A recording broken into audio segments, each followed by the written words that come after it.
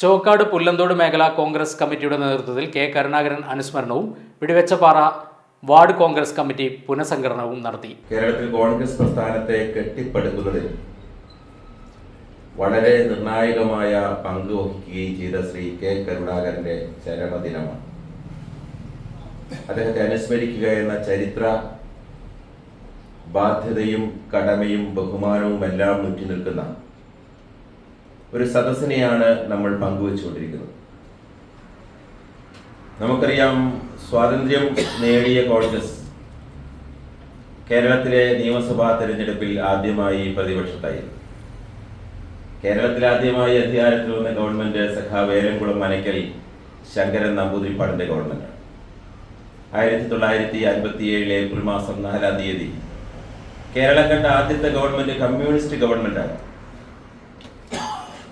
പക്ഷേ കേരളത്തിൽ കോൺഗ്രസ് പ്രസ്ഥാനത്തെ ഏറ്റവും ശക്തമായി മുന്നോട്ട് കൊണ്ടുപോകുവാൻ അക്കാലഘട്ടങ്ങളിൽ നേതാക്കന്മാരുണ്ടായിരുന്നു. ചടങ്ങിൽ DCC അംഗം മധു ജോസഫ് ഉദ്ഘാടനം ചെയ്തു. ചടങ്ങിൽ വാർഡിലെ മുതിർന്ന പ്രവർത്തകരെ ആദരിച്ചു. യോഗത്തിൽ ചൂരപ്പിലൻ ഷൗക്കത്ത് അധ്യക്ഷനായിരുന്നു.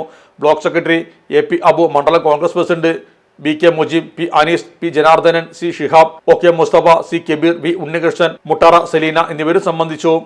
Sahara golden diamonds, Kottappadi, Malappuram. Phone 9744 912 916.